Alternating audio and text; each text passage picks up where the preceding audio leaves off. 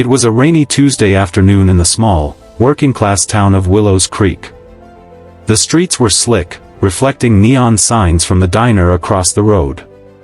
Inside a dusty garage on the corner of Maple Street, a man named Jack Turner was bent over the hood of an old Chevy, his hands blackened with grease, his mind heavy with thoughts he wished he could escape.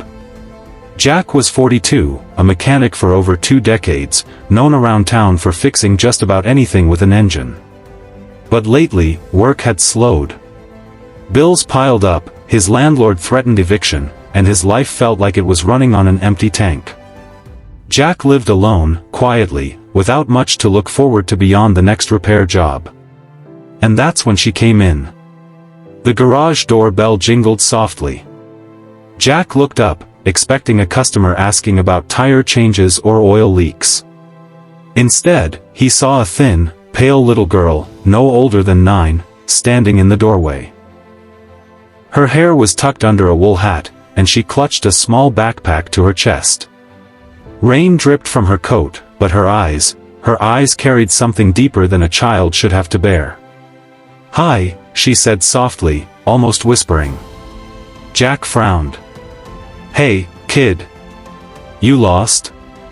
She shook her head. "No. I'm here for you." Jack blinked. "For me?" She nodded, glancing at the steep, narrow staircase at the back of the garage that led to his small office loft. "If you carry me up those stairs," she said, "I'll tell you a secret." Jack wasn't sure what to make of it. 100 questions ran through his mind. Who was she? Where were her parents? Why was she here? But something in her trembling voice made him put down his wrench and walk toward her.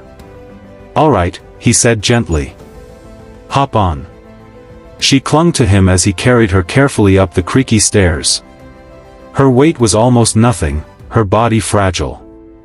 When they reached the office, he set her down on the couch and crouched in front of her. "Okay, kid," Jack said, trying to keep it light. "What's this secret of yours?" The girl hesitated, looking at her hands. Then she whispered, "I'm sick.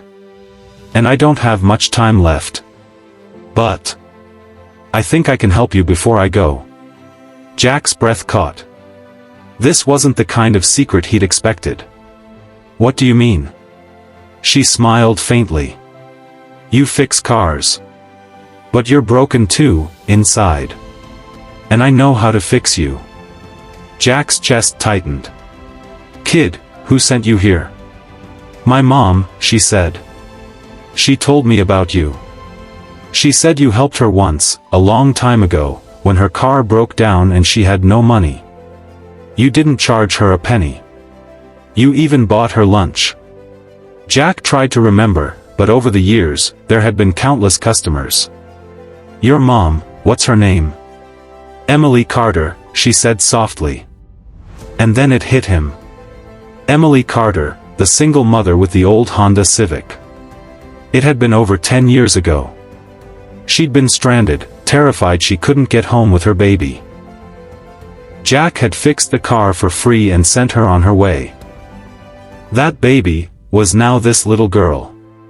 "She said you saved us," the girl continued.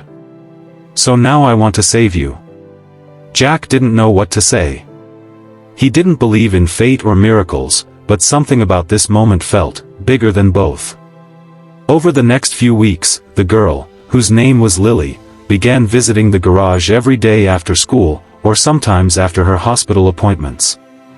She'd sit on an overturned milk crate, watching Jack work, asking endless questions about tools and engines.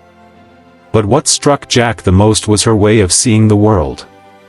Even on days when she was pale and weak, she'd talk about things she wanted to do, painting sunsets, planting flowers, baking cookies for strangers. She carried a little notebook everywhere, where she wrote down missions, small acts of kindness she wanted to complete before her time ran out. One day, she handed Jack a page torn from the notebook. It read, "Mission number 12, help Mr. Jack smile again." He laughed at first, but over time, he realized, it was working. But life has a way of testing even the warmest moments. One evening, as Jack was locking up, Lily's mother rushed into the garage, tears streaming down her face. She collapsed, Emily gasped. "They're taking her to county hospital." Jack didn't think, he just grabbed his coat and keys. The drive to the hospital felt like an eternity. When he finally saw Lily, hooked to machines, her small hand limp in her mother's, his heart ached in a way he hadn't felt in years. He sat beside her bed, holding her hand. "Hey, kid, you didn't finish your mission yet," he whispered. Her eyelids fluttered open. "I think I did," she murmured. "You're smiling now, even when you don't realize it." Jack shook his head, fighting back tears. "No, you've still got more to do." She smiled faintly. "Then carry me again. Just once more." Lily never made it out of that hospital room. But her final words stayed with Jack: "You fixed my mom's car. I fixed your heart. Now go fix the world." Months later, the garage on Maple Street looked different. Bright murals painted by local kids covered the walls. A small coffee corner sat by the entrance, with a sign that read "Lily's Place, free coffee for anyone who needs a break." Jack had started a program offering free repairs for single parents in need, funded by donations from the community. On the wall behind his workbench hung Lily's little notebook, framed and open to mission number 12. Every day, Jack would glance at it and remember that rainy Tuesday, the girl who'd asked him to carry her upstairs, and the secret that wasn't about engines or mechanics at all, but about how even the smallest acts of kindness could rebuild something far greater than a broken car.